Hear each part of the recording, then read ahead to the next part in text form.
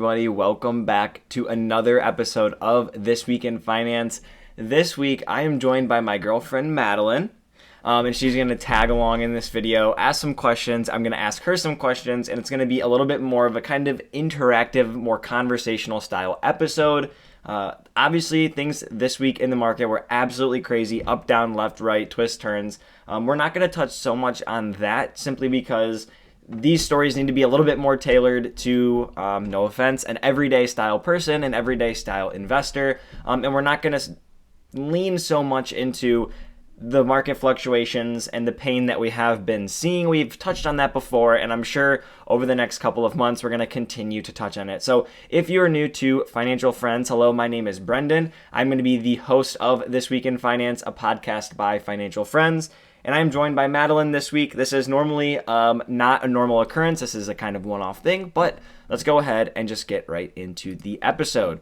So first things first, we have Warren Buffett buying more Apple stock. He said that he would have continued to add to the stock if it didn't rebound as much. I think this just plays directly into Warren Buffett's strategy. He buys beaten down companies. He's continued to buy Apple. He's going to continue to buy Apple. It's like 40% of his portfolio, and he gets paid like $750 million to own the stock every single year. I don't think it's going anywhere. Madeline, do you know anything about Warren Buffett? Do you know anything about who this gentleman on the right here is? Or do you know anything about what they do?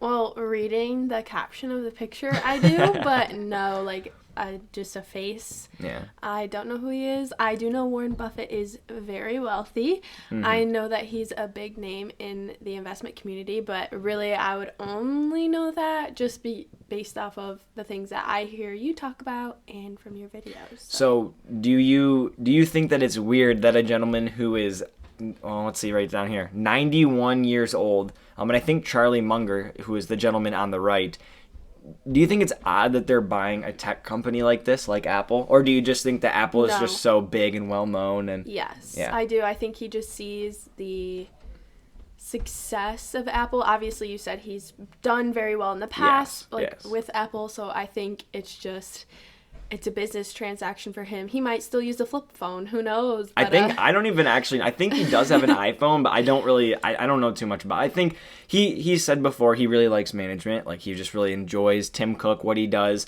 And like he said, he would have continued to buy the stock if it didn't rebound. So you can see here, this March 13th bottom was almost about $150.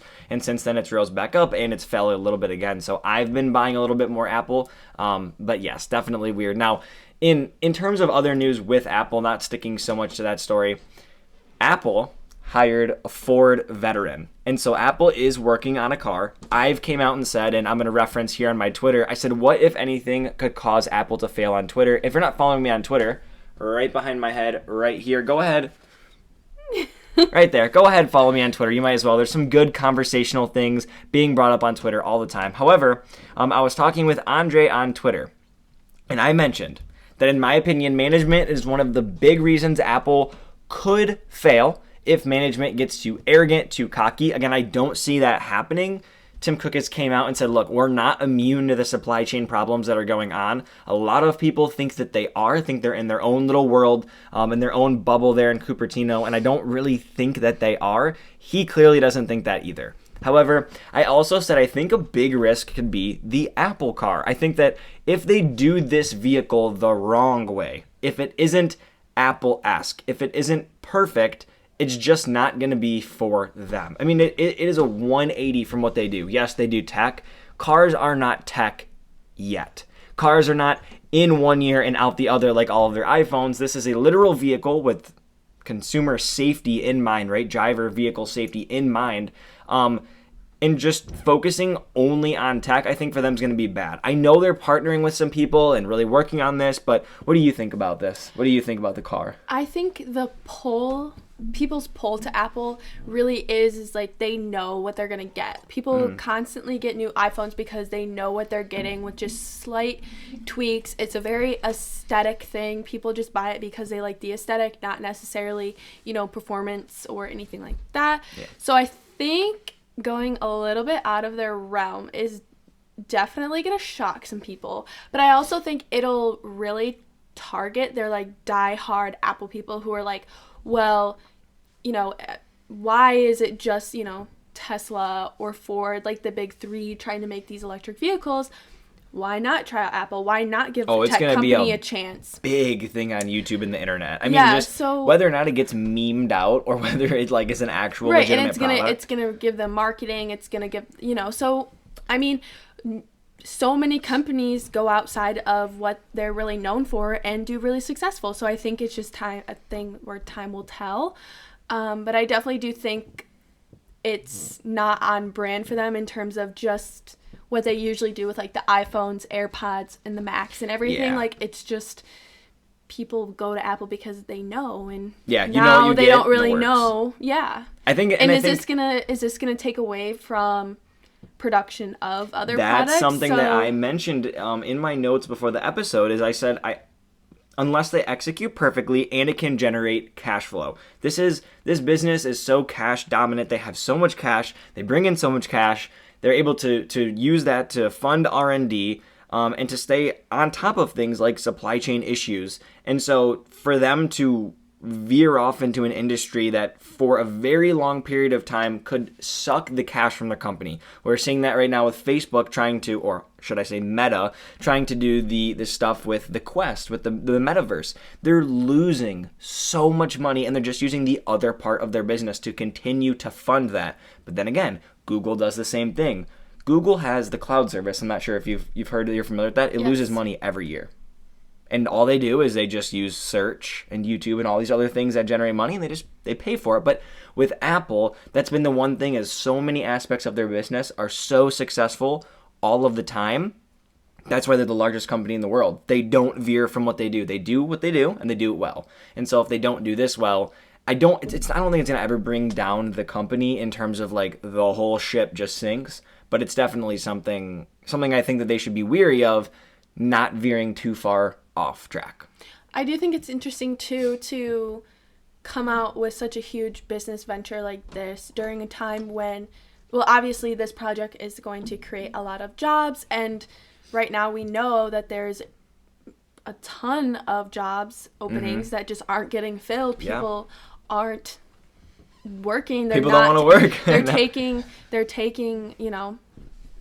And there's pay increases. There's a lot of money going around right now for pay increases. People know, when people are aware, and it's such a big thing that, oh my God, there's so many jobs available, you might as well not work till you find the thing that works for you, right? I think you're not trying to personally. There are so many jobs that I could just go out and get. But really, when like you do have more options, you can be a little bit more choosy. And I think that's, you know, it's a very interesting thing that they're creating new jobs in their company when people like Meta just announced just today. This is another thing that I didn't necessarily pull into this in terms of like, you know, big stories to talk about, but Meta announced that they are no longer hiring. They're just not hiring right now. They don't need to. Now, some news came out in regards to how long that time frame was going to be. I didn't necessarily read the article because I was preparing for this. However, yeah, that's a big announcement. So continuing to push further into EVs, I know this is, again, something we've talked about a lot on This Week in Finance, but it's a budding industry. The Biden administration announced a $3.1 billion basically cash, right, to provide better infrastructure for electric vehicles. They're looking to see EV sales by 50% of all new vehicles by 2030. And what this cash, this $3.1 billion is actually going to do is boost both domestic production of minerals and metals for EVs. So in general, electric vehicles are becoming more popular, but the main issue with them is charging. There's not a lot of infrastructure other than Tesla for charging. We've touched on that on the episodes a ton, with Starbucks inputting some chargers, other places looking to input chargers. College campuses. College campuses are putting in chargers.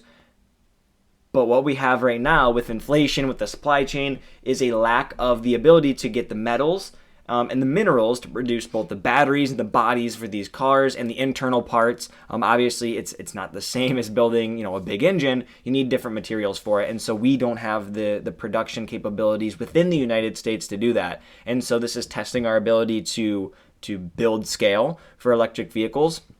And clearly, this is going to be something they're trying to do. What do you think about electric vehicles so far? Would you get one? Do you think there's a state right now with everything going on that you would be able to or would want to get one? What about driving cross country? So I would definitely be down to get one. I don't really see, as long as I can charge my car, like I don't really see anything against it. I'm all for trying new things. Unfortunately, the state that I think that's most equipped for it in terms of like definitely like city by city is California, but like I personally would not see myself living in California. No. So I definitely think like it would be something. Shout out Graham Stephan, never moving to California. You would have to be like, okay, I want to move to this city. Okay, do they have this capability? This infrastructure in place? Not happening in Kansas. No, I definitely think it's going to be a much more younger population thing. Like where there's young populations is where they're going to really try and set up that infrastructure, which is very smart. I don't really see in major cities. And I think right now too, like they make the most sense in places that you don't have to drive far. Yes. Like totally. and it sounds counterintuitive because like places like New York, places like LA, places maybe whatever, Seattle or local places around us. We have a lot of smaller cities here in Michigan, Grand Rapids, Plymouth, places like that where you can kind of park and walk around, and it's not necessarily big city living with like grocery stores. You still need to get places, but those places are all within 10 to 15 miles. Detroit is definitely a good hub for obviously. Well, it already is a good hub for. That's where the picture is taken. Yeah. Hummer EV. We actually just saw the other day.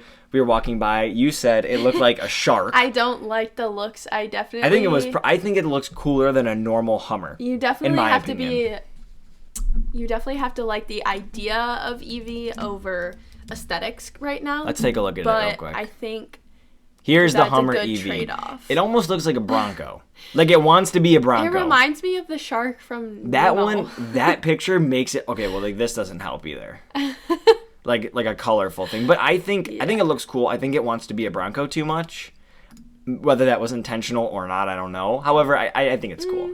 But moving forward, that was unintentional, just blending of stuff there, but yeah. Well, moving forward to this absolute ad-ridden website, the street is it's terrible with ads. Anyway, Rivian, a company that I do have 3 shares in, a very, very small position. I've mentioned many, many times, got in about at IPO price, I think it was $78 a share. That's looking like an absolute terrible deal at this point in time. However, we'll continue to just hold. Also, I can't sell without a punishment. Anyway, we have Rivian getting a major deal from the city of Atlanta.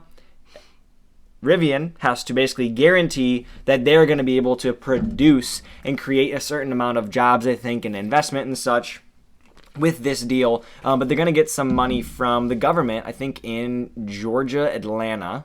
There we go, a $5 billion Georgia project that will create 7,500 jobs and an average wage of $56,000. Yada yada. It looks like here construction is scheduled to begin this summer with actual vehicles at about $400,000 or 400,000 vehicles a year coming off the line in 2024. And the agreement is that Rivian will give $1.5 billion, give $1.5 billion in public subsidies from Georgia, and this will come in the form of tax credits and incentives. So that's what Rivian is getting. They, however, have to produce 7,500 jobs and $5 billion of capital investment by 2028. So this at first was not really supposed to go through. There were, I think, people in Georgia that were like, look, we don't want you here. We don't want this type of infrastructure and zoning to be happening. It went through. And Rivian is, again, expanding. They have some locations, I think, here in Michigan, some out in California, now some in Atlanta. So they're spread out in a good way. They're starting to build infrastructure to become a successful company. My question to you is, I just talked about this today a little bit on a TikTok live. I'm going to try to go more on TikTok, by the way, and do live streams and talk. So go follow me there. It's right here. Anyway, do you think I should sell my 3 shares when the lockup period, which is in June, I believe, for me to be able to sell? Should I just get rid of them? I bought them at $78. They're at like $30 right now. So I've lost a lot of money in hindsight, right? Should I sell the shares or should I just hold on to them? Should I just keep them? Do you think that Rivian will pan out is my question. I really do. I think as the EV world gets bigger, I think there's definitely going to be more space for these companies to really thrive. I think it's still very early in the EV game, and they're already kind of, I think, people think about them when they think of EV. It's not just Tesla anymore. Agreed. So Agreed. I think you definitely have to wait it out just a little bit longer. I still think it's very early. What about competition, though? You mentioned there'll be more space. I think there'll be more investment and capital within that industry. But as any industry grows, do you think that right now we're in this creation stage where there is a bajillion million companies that promise to do a fantastic job and create electric vehicles? I think because their only goal is to create electric vehicles, correct? Like that is all they're doing. They're doing I electric, think they're a good company to put your eggs in because that's all that they're doing. So what like I wouldn't take that money out of Rivian and put it into Apple because Apple's now making an EV car. Like But what about I think they're still a very safe option for now. I think they're risky enough, but they're very safe in terms of just what they could do in the future. I think you should wait it out. You think that you think that this company could beat out or could be competitive with Tesla, Lucid, Neo, what other ones are there? There's some new one, Atlas. I do, because it's a name that people have heard of, and I think that they'll definitely, check it out and so to go one deeper, drive. Which of the legacy companies, so that would be like Ford, GM, all those other companies, right? You're going to have every company making those. What do you think about those companies making them? Are they going to compete, or are they going to be better than these I could only honestly EV companies? see one of those companies buying Rivian. I could definitely see them maybe Ford's made an trying to investment, roll out Amazon. some EV and it just doesn't work out. They don't want to, build out the infrastructure for it. they don't want to do it, so they just take it in. I think Fair that's enough. definitely a plan, a course of action. Maybe Apple. Maybe Apple buys Maybe them. Apple.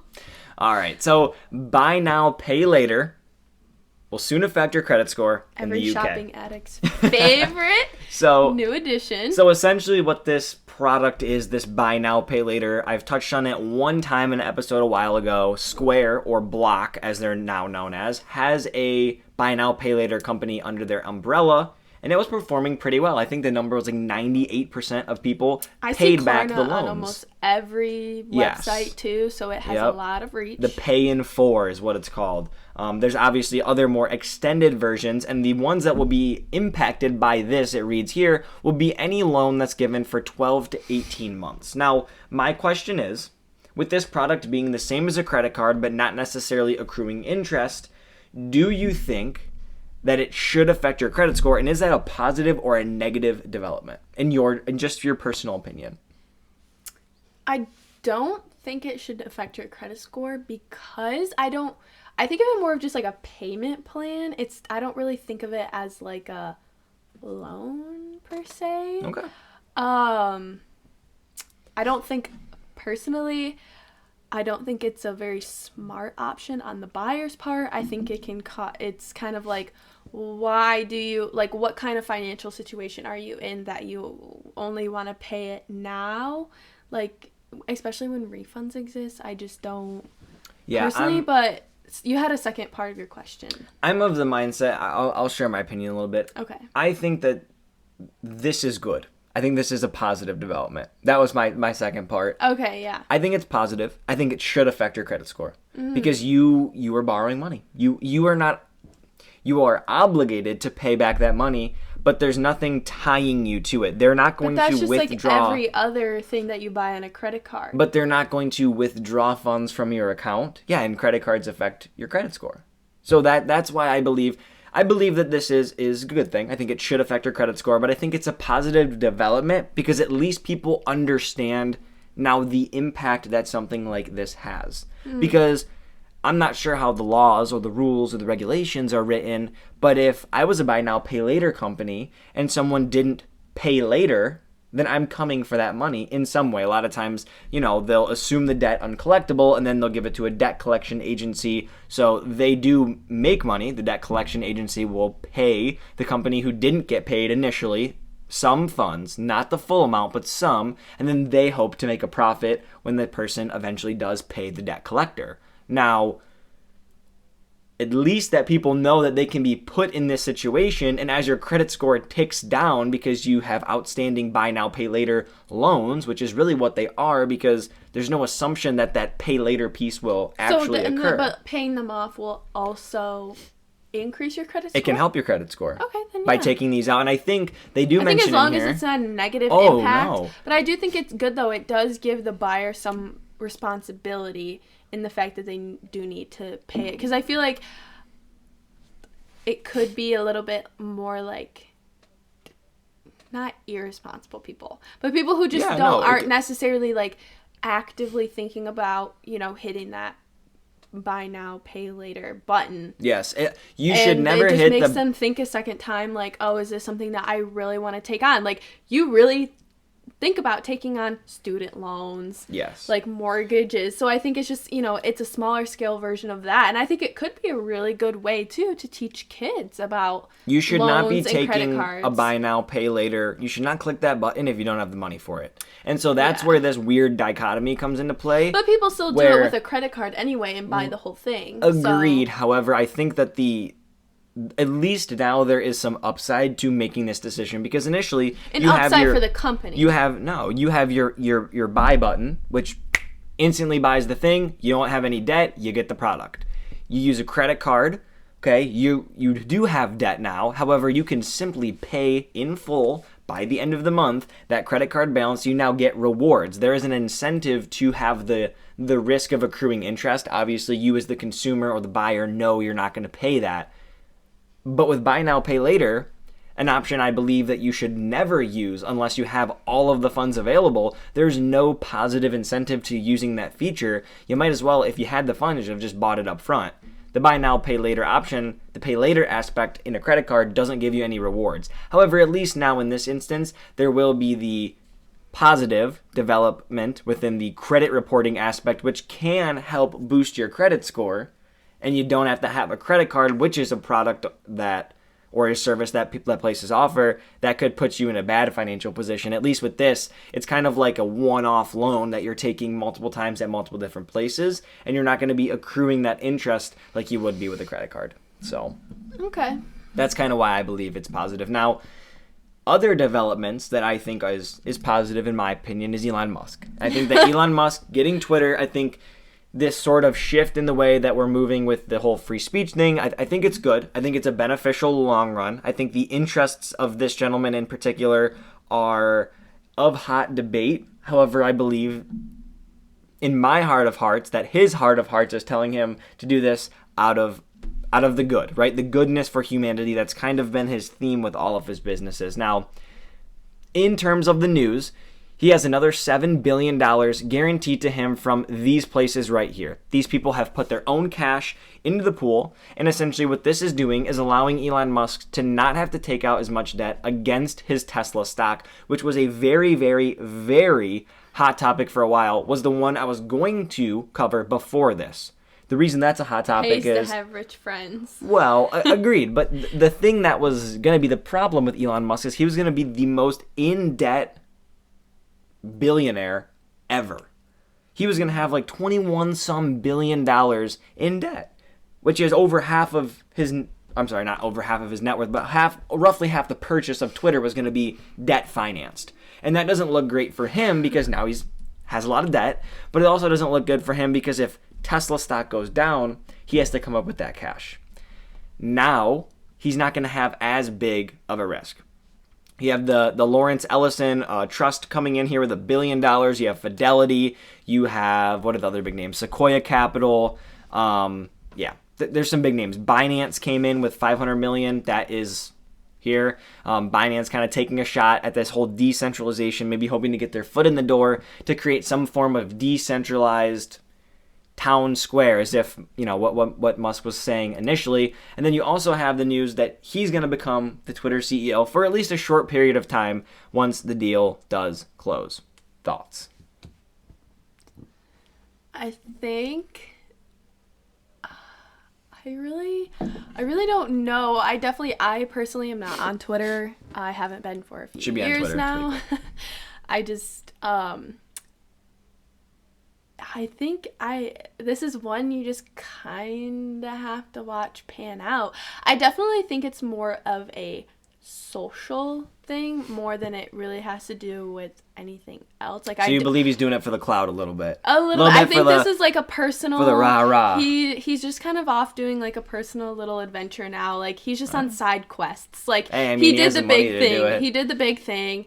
So, you know, he has his little space stuff. Not as little, but I think this is just a little bit of a him thing. Not little. No. So I think it's definitely just gonna have to watch it pan out. Again, I don't really have an interest in this as much because I don't use Twitter. Yeah. I'm not worried about like what my feed is gonna look like or anything like that. Yeah. So You're not worried about the bots coming after you like everybody else is. Now, I don't even know anything about that. There's a big bot issue, a lot of bots, but there's also a lot of bots on Instagram, and that's something that's not really being taken seriously. Same on YouTube. So that's what part of Elon Musk's promise is like. Look, we're gonna verify with the blue check every human. So if you have an account, you get the blue check. That's basically what it is. Because you're a human. You're just verifying that you're Well, you. yes, but like, because now they only do high-profile people. I think you actually have to be in the news, and the point of that is once you've made it into the news, if people look to you, right, whether you were in a news article online or a TV show, made an appearance, whatever it might be, wrote a book, if you're out in the public space and people are searching for your accounts, there should be some form of verification so that people can't be easily misidentified.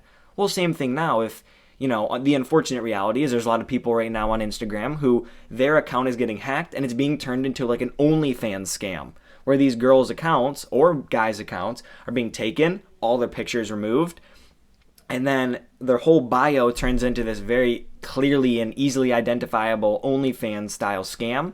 And they're out an account and their face, likeness, and name is being used to generate cash for some random person in some foreign country or bot, whatever it is, right? That's a big problem. That's one that Elon Musk is going to tackle. That's kind of the way he plans to do it.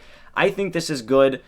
This kind of three or trifecta of news here, it really shows Elon Musk is being serious about this. It no longer is just a side quest for him, at least in terms of his commitment to his cash, because he's putting a lot of cash on the line here. He's really, really putting a lot of cash on the line. And he initially said this was, boom, he's going to take it private. He's now said he's going to take it private. He's going to take it private with this big group of investors. He's going to fix it, and he's going to turn it back to the public again. Well, not turn it back to the public, but make the company public again. I got you. So that way people... I know enough to keep up with that lingo. So that way at least people can profit, right? People can invest. People can back this hopefully better product. I think it's a good thing for now. Something that is coming up that we are going to be embarking on. We're going on the trip to Disney very, very soon. There'll be some videos and some commentary and some overviews on specific companies we'll be using over the course of the trip. However, we're not flying any of these three airlines. Not that it matters, but we will be in an airline or an airport where Spirit absolutely dominates, and that's going to be Orlando. The Spirit CEO recently said he pretty much assumes that what JetBlue is doing is meddling in the affairs of other companies, that Spirit and Frontier are potentially going to come together and be one. I've called this the mega poop airline. It's going to be the worst airline in history because you have two terrible airlines coming together. However, their sheer size is going to make them the fifth largest air carrier in the U.S., and JetBlue is a little scared puppy dog in the corner right now.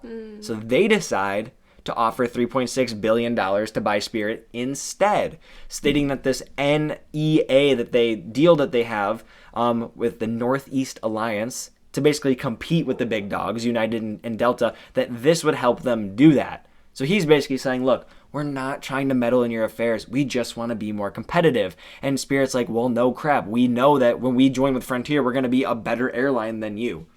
Again, well, is better or just bigger? Bigger, but when you're an airline, bigger is better because that means you fly more places. You have more customers walking aboard your aircraft. So. I think people will always turn to Spirit no matter how many bad flights they have. It's like $60 to go somewhere. It's so cheap, and you know it might not be super comfortable, but most of the time it gets you from point A to point B. So what happens I think when they join with the other bad airline, though, in Frontier? Does the operation become worse, or does it become better because of scale? Is this merger going to entail new management, new upper management? That's a fantastic question. The best of the best kind of rise and reshuffle. Yeah. See, and I don't even know if it's necessarily, and that's the one, that's a big question, because I don't think it's management that's running anything poorly. I think it's just the nature of the beast. Their goal is to not be the best experience. Yeah, they know they're not the best, so therefore they have no reason to uphold any of their standards. Let's put it this way. The only telltale sign of success as an airline is that you get from point A to point B. Right. If you get from point A to point B and nothing terrible happens on the plane itself, that is a success. Now, whether or not your legroom was shrunk, or the kid in front of you was screaming, or the flight attendants were rude to you, they've succeeded and they haven't caused any actual harm. So their goal is to not be a good experience. It's literally the quite opposite of that. It's to be a bad experience that's cheap. Yeah, and I think I've never flown JetBlue personally, but I could definitely see, like, with anything when there's, big money on the line like this, big stakes. Yeah, stakes. For them going out of business potentially. I mean, I think in the long run, it could definitely be that they're just trying to get in the middle. That's always the thing. I definitely think they'd be better off Spirit and Frontier together. I don't know why JetBlue would want to connect themselves to Spirit other than the fact that they might go out of business. But I really don't think, like, there's enough people that love certain airlines to keep them afloat. I really do. Like, I know people who are like, I stan JetBlue. Like, just like there's people who are like, I only fly Delta. I am a daughter of somebody who only flies Delta. People it's worth the money. Yeah, and people who are like, I just want to get to my beach vacation in Florida. I don't care how I get there. I don't care how cheap it is. Like, as long as I'm good, I'm good. So I really do think I do think it's just kind of like a, hey, let's just toss my hat in and might as well see where it goes, really. Well, Madeline, thank you very much for joining me on This Week in Finance. To anyone who is still listening, whether you're listening on YouTube or you're listening on Apple Podcasts, Google Podcasts, Spotify, whatever it might be, thank you very much for spending some time with us this evening, morning, afternoon, whatever it might be for you. Have a fantastic rest of your day. And if you liked this video, go ahead and leave a like down below. It helps push this video to more people. That way we can grow the friend group. And don't forget to hit subscribe. Hit the bell right next to it. That way you're notified every time there's a new video. And I will see you all in the next one.